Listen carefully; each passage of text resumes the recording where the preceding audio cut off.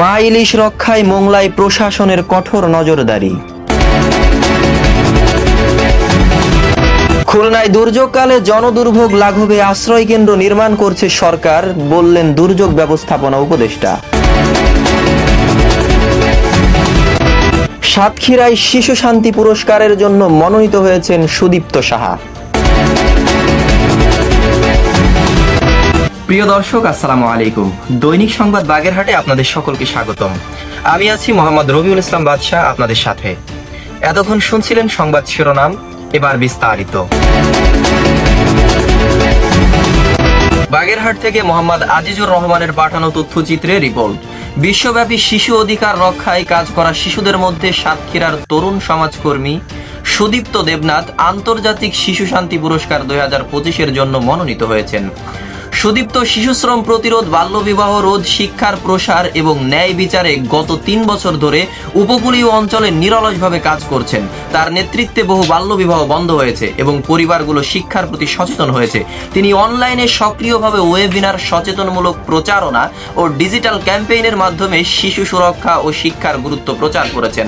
মনোনয়ন প্রসঙ্গে সুদীপ্ত বলেন, শিশুদের জন্য কাজ করা আমার জীবনের সবথেকে প্রিয় বিষয়। ভবিষ্যতে আরো বড় পরিসরে দেশের এবং বিশ্বের শিশুদের জন্য কাজ করতে চাই।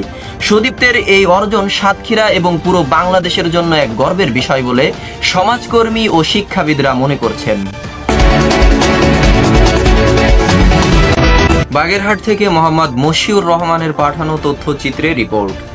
দুর্যোগকালে জনদুর্ভোগ লাঘবে সরকার নতুন আশ্রয় কেন্দ্র নির্মাণ করছে বলে জানিয়েছেন মুক্তিযুদ্ধ বিষয়ক ও দুর্যোগ ব্যবস্থাপনা মন্ত্রণালয়ের উপদেষ্টা ফারুকী আকবর বীর প্রতীক।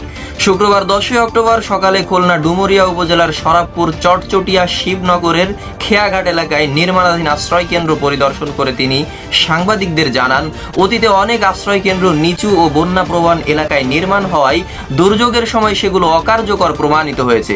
ভবিষ্যতে উঁচু ও উপযোগী স্থানে আশ্রয় কেন্দ্র নির্মাণের নির্দেশ দেওয়া হয়েছে। তিনি আরো বলেন, অনুপযুক্ত স্থানে নির্মিত আশ্রয় কেন্দ্রগুলোর কাজ বন্ধ করে নিরীক্ষা করা হবে। 3 তলা বিশিষ্ট নতুন আশ্রয় কেন্দ্রের নারী শিশুদের জন্য 2য় তলা এবং পুরুষদের জন্য 3য় তলা নির্ধারিত করা হবে। উপদেষ্টা জানান, 2025 সালের ডিসেম্বরের মধ্যে নির্মাণাধীন আশ্রয় কেন্দ্রগুলোর কাজ সম্পন্ন করা হবে।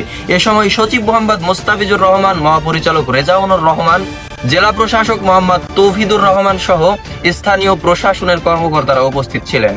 পরে উপদেষ্টা বাগেরহাটের বিভিন্ন আশ্রয় কেন্দ্র নির্মাণ কার্যক্রম পরিদর্শন করেন। বাগেরহাট থেকে নাইফা জামান সুমার পাঠানো তথ্যচিত্রে রিপোর্ট। ইলিশের প্রধান প্রজনন মৌসুমে মা ইলিশের সংরক্ষণে বাগেরহাটের মোংলা উপজেলায় চলছে প্রশাসনের কঠোর নজরদারি। 22 দিন এই অভিযানে সফল করতে প্রতিদিনই নদ নদী ও উপকূল জুড়ে টহল, মাইকিং ও সচেতনমূলক কার্যক্রম পরিচালনা করে আসছে প্রশাসন ও কোস্টগার্ড দক্ষিণ জোন। আজ বৃহস্পতিবার 9 অক্টোবর সকালে মোংলার পশুর নদীর জয়মণি ও আশেপাশের বিভিন্ন ঘাটে কোস্টগার্ড সদস্যরা জেলেদের মধ্যে লিফটেড বিতরণ করেন এবং মাইকিং এর মাধ্যমে মা ইলিশ ধরার ক্ষতিকর দিক তুলে ধরেন। পাশাপাশি দ্রুতগামী স্পিডবোট নিয়ে নদীতে অভিযানও পরিচালনা করা হয়। কোস্টগার্ড পশ্চিম জোনের লেফটেন্যান্ট কমান্ডার আবরার হোসেন বলেন, মৎস্য সুরক্ষা ও সংরক্ষণ আইনের আওতায় 4 অক্টোবর থেকে 25 অক্টোবর পর্যন্ত ইলিশের আহরণ, পরিবহন, মজুদ, বাজারজাতকরণ এবং এর ক্রয় বিক্রয় সম্পূর্ণ নিষিদ্ধ। এই নিষেধাজ্ঞা শতভাগ বাস্তবায়নে আমরা সর্বোচ্চ চেষ্টা বাস্তবায়ন করব। তিনি আরো জানান, উপকূলীয় অঞ্চল এবং নদীর তীরবর্তী এলাকায় দিনরাত টহল জোরদার করা হয়েছে। মা ইলিশ রক্ষায় কোস্টগার্ড, জেলা প্রশাসন, মৎস্য বিভাগ ও আইন শৃঙ্খলা বাহিনী একযোগে কাজ করছে। মোংলা উপজেলার মৎস্য কর্মকর্তা মোহাম্মদ জাহিদুল ইসলাম বলেন, জেলেদের সচেতন করতে মাইকিং এবং লিফটেড বিতরণ অব্যাহত রয়েছে।